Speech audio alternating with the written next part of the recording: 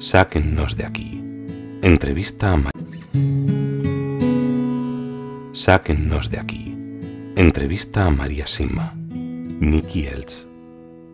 Editorial. Gratis lo recibiste, gratis ofrécelo. Dedicado con amor a todos aquellos que aún han de experimentar el amor de Dios.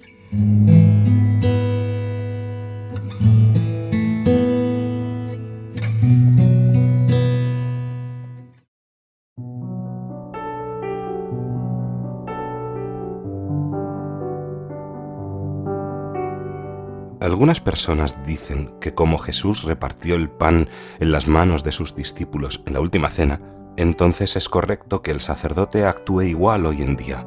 ¿Qué podría decir usted al respecto? No es verdad. A Anna Catalina Emmerich y a Teresa Neumann, probablemente las dos místicas alemanas más grandes que hayan existido, se les permitió a ambas ver la última cena, y en ambos casos Jesús repartió el pan consagrado en las bocas de sus apóstoles. Y, por favor, comprenda ahora y confíe. No soy yo la única que dice esto.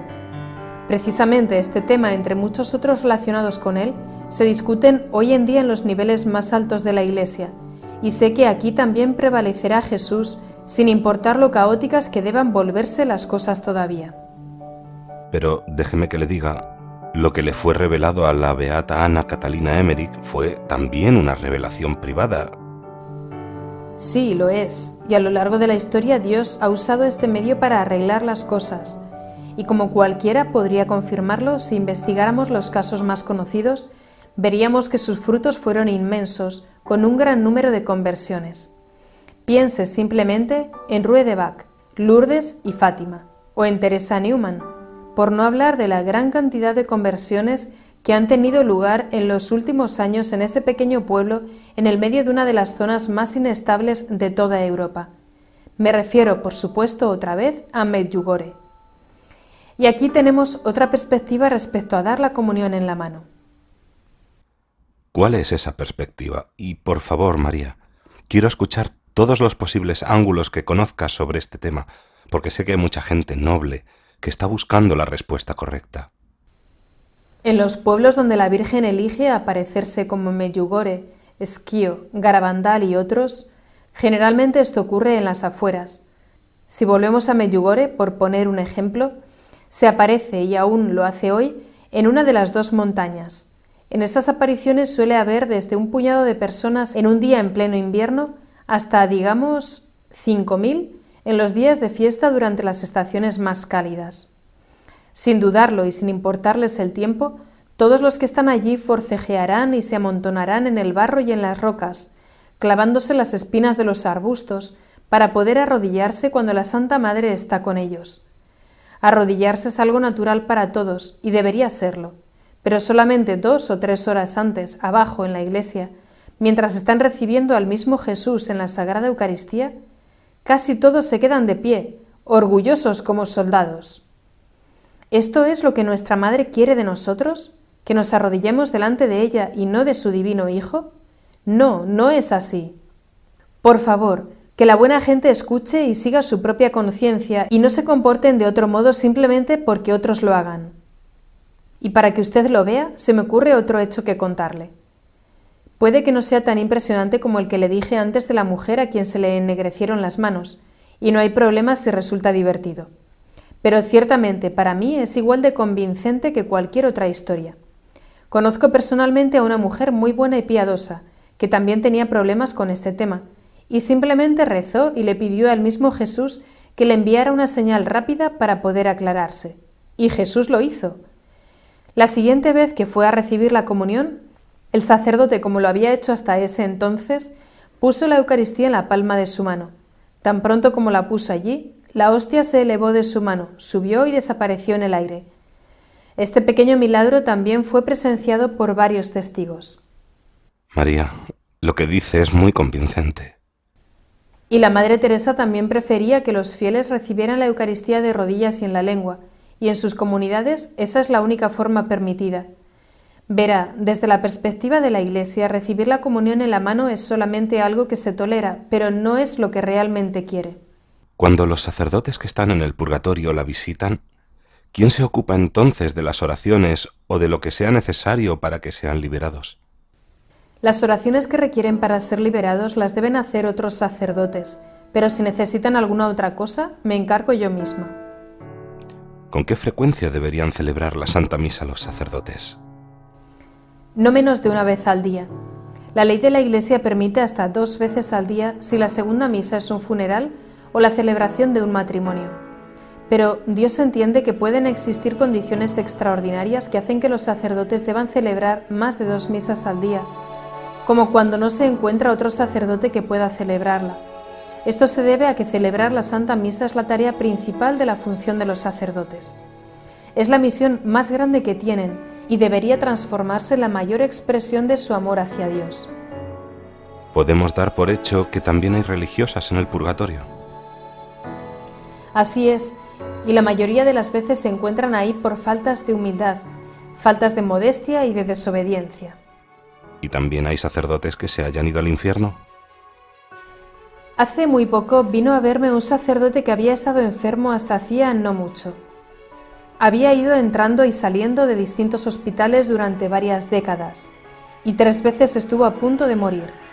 Durante su última enfermedad se encontró muy cerca de la muerte, y mientras estaba en agonía tuvo una visión de sacerdotes que caían en el infierno como copos de nieve. Le impresionó muchísimo, y no dejó de llorar durante semanas. Le llevó un largo tiempo recuperarse de lo que había visto. ¿Puedo preguntarle por qué vino a visitarla? Oh, nos habíamos conocido brevemente hace muchos años, y tras su experiencia vino a agradecerme por lo que le había dicho y ayudado en esa ocasión. Había sido solo una llamada de cortesía, pero que ahora tenía mucha importancia para él. ¿Han venido a verla familiares o amigos de sacerdotes difuntos, preocupados por saber si se habían salvado o no, debido a, ¿cómo puedo decirlo?, comportamientos fuera de lo común o preocupantes mientras vivían? Sí, eso me ocurrió hace ya algún tiempo. Una pareja de la zona de Alsacia, en Francia, vino a verme para preguntar por un sacerdote al que habían conocido. El sacerdote había vivido bastante perturbado durante un tiempo y me contaron que un día, durante un ataque de rabia, tiró una estatua del Sagrado Corazón de Jesús fuera de la parroquia rompiéndola en pedazos. Al poco tiempo se suicidó y estas personas, preocupadas con razón, vinieron a mí para averiguar qué había sido de él.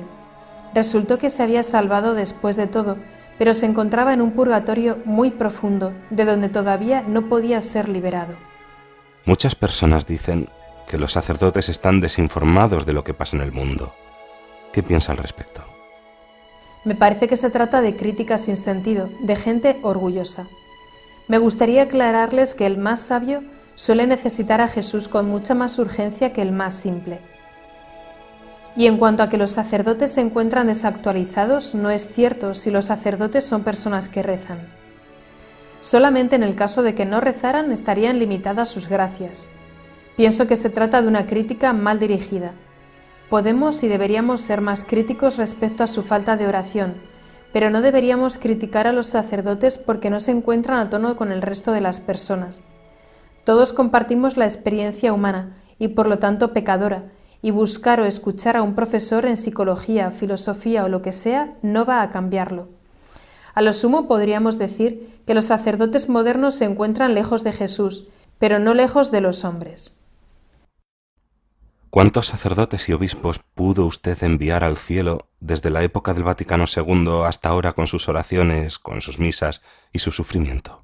Bueno, no puedo decirlo con exactitud, pero estoy segura de que fueron entre 40 y 50. ¿Y de esos 40 o 50, cuántos de ellos se encontraban en el purgatorio como consecuencia de estas modernizaciones vinculadas con la misa? Casi todos. La mayoría se encontraba allí por haber promovido la comunión en la mano. Si hay pocos sacerdotes que crean en su testimonio, se desprende de eso que son muy pocos los que piden ayuda a las almas del purgatorio. Sí, me temo que eso es lo que quiere decir. Muy pocos las tienen en cuenta. ¿Puede contarme el caso de un sacerdote que haya recibido ayuda de las almas del purgatorio? Sí, se trataba de un sacerdote de cerca de Budapest, en Hungría, que no hace mucho tiempo quería renovar su parroquia y construir un pequeño monasterio. Entonces lo primero que hizo fue a ver a su obispo para pedirle ayuda.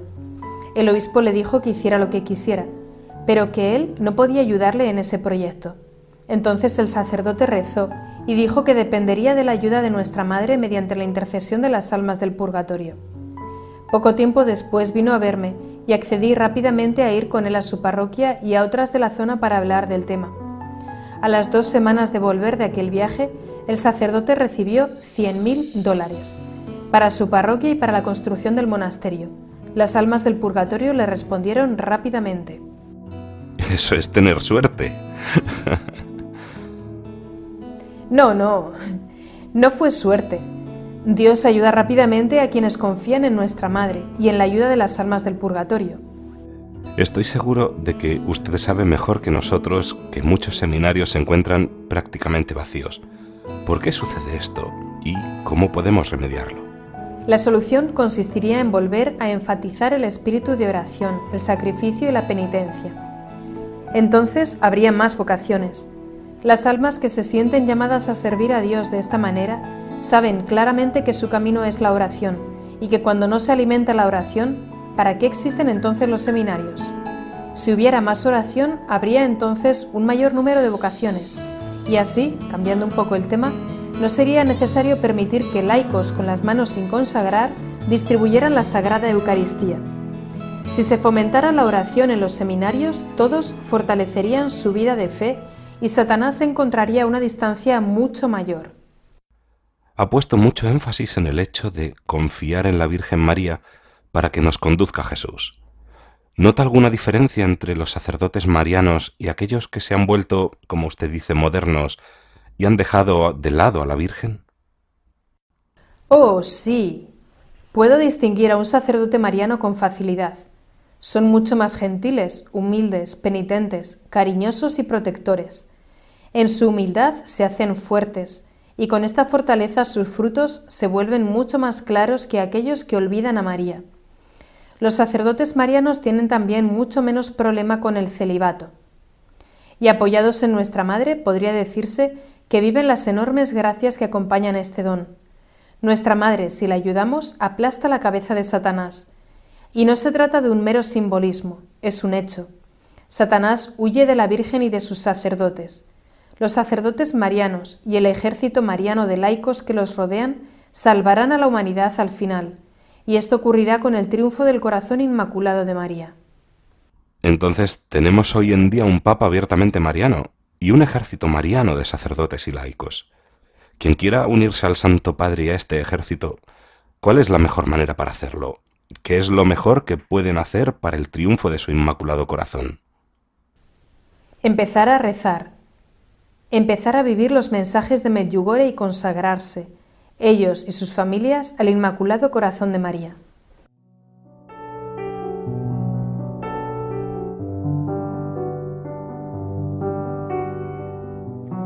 Las iglesias.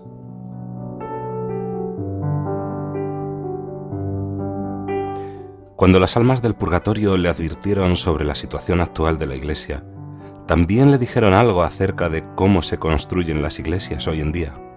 Sí, también me han hablado de esto. Mucho de lo que asociaríamos con las iglesias modernas les molesta mucho. Las iglesias son solo para rezar y para encontrarse con Jesús y con María. Las almas del purgatorio dicen que en las parroquias no debería haber equipos sofisticados, ricas alfombras, ni nada destinado a que sea todo más cómodo, como un recibidor lujoso. Las iglesias están destinadas para que tú y Jesús os encontréis a solas. Los elementos meramente decorativos deberían desaparecer porque distraen. Y las almas también han mencionado que les horroriza gran parte del llamado arte moderno, y la mayoría es realmente horrible, sin mencionar que es históricamente incorrecto. Y también debería darse nuevamente a María un lugar más importante.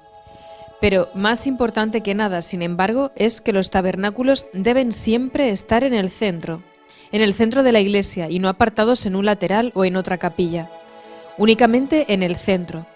Si no damos a Jesús el centro de todo, entonces lo dejaremos también a Él pronto de lado. Y entonces nos quedaríamos meramente con un segundo ayuntamiento. Créame, cada vez que alguien mira al tabernáculo con amor, Jesús eleva más alto el lugar que ocupará en el cielo. Por otro lado, los sacerdotes deberían también volver a usar el púlpito.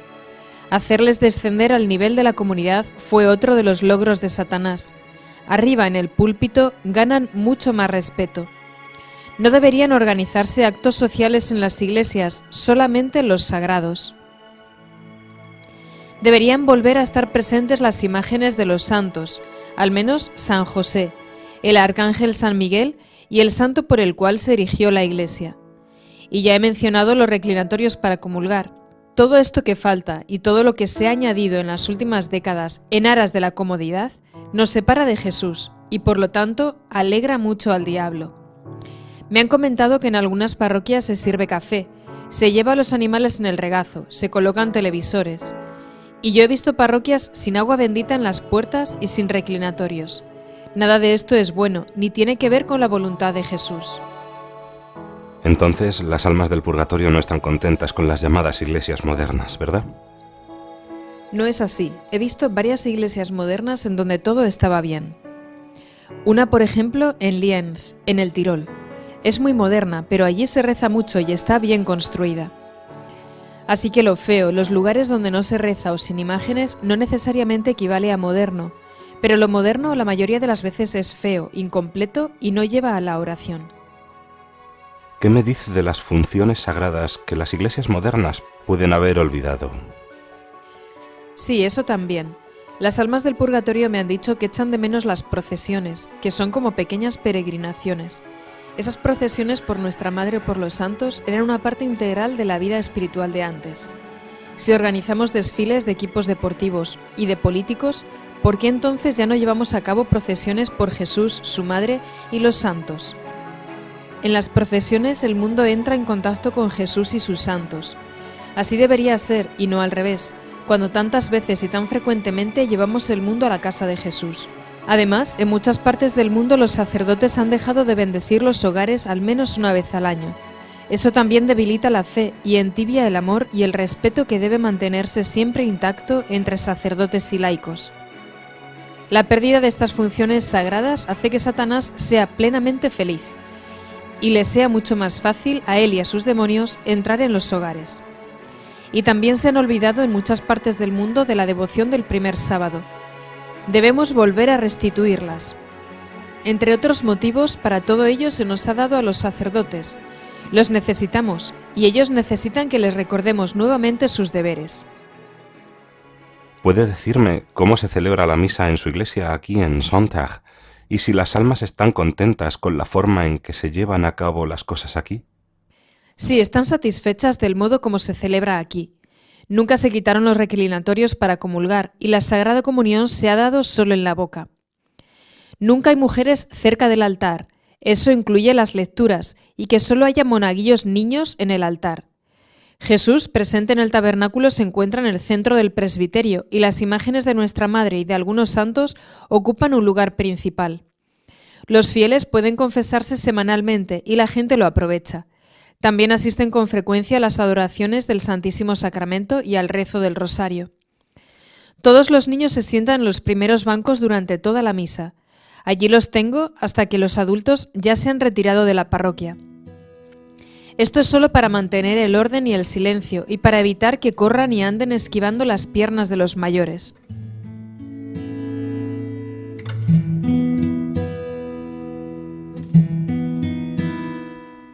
Sáquennos de aquí. Entrevista a María Simma. Nicky Elch. Editorial. Gratis lo recibiste, gratis ofrécelo. Dedicado con amor a todos aquellos que aún han de experimentar el amor de Dios.